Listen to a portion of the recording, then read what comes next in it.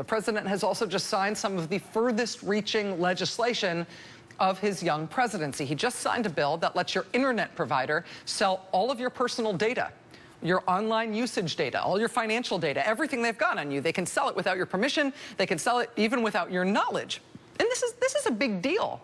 This is going to be a big deal for all of us that your internet service provider can do this. I mean, this is a material change from the way your data is handled now. I mean, it's one thing if there are specific websites or specific apps that collect data about you and what you do online, right? Whether or not you care about that, if you do care about it, you have options. You have options as a consumer to choose to not use those websites or not use those apps if you don't like their privacy policies, if you don't like how they deal with your information.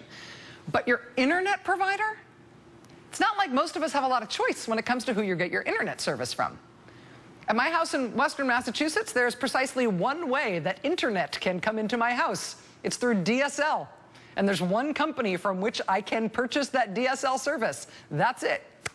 But now, thanks to this bill that President Trump just signed, my internet provider and yours can take your browsing history, can take their record of everything you have ever downloaded, can take their data about everything you have ever done online, all of your financial information, everything they have got on you, and they can sell it to anyone without even giving you notice that they're doing so, let alone allowing you the opportunity to object.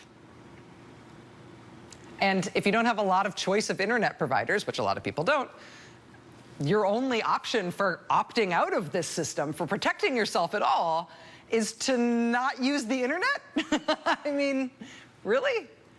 But that change is now official, and it is thanks to President Trump and Republicans in Congress. Basically a party line vote by Republicans in the House and Senate to pass this thing, and President Trump just signed it. And as you might imagine, this thing is radically unpopular. Even the radically pro-Donald Trump corners of the internet.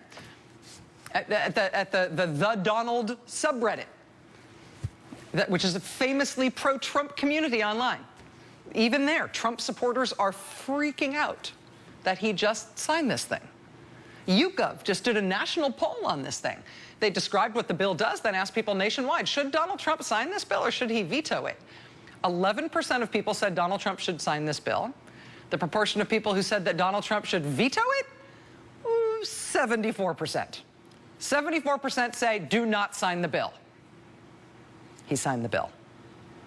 And courage, he did it behind closed doors. No photo op, no standalone press release, no awkward ceremony where he gets up and starts to walk away because he actually forgot to sign the bill and then he has to come back afterwards and make sure he really signs it. No, this one, they did it behind closed doors. No press, no tweets, no cameras, because they do not want to talk about it. They do not want to defend it.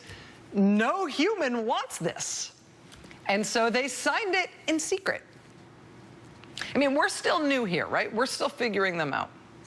But we're starting to figure out a little bit about how they do things. But we are also learning that they are unusually afraid. They are deathly afraid to talk about their own actions that they can't defend, where they are acting not because a single identifiable human being wants them to act that way, but for some other reason they still feel compelled.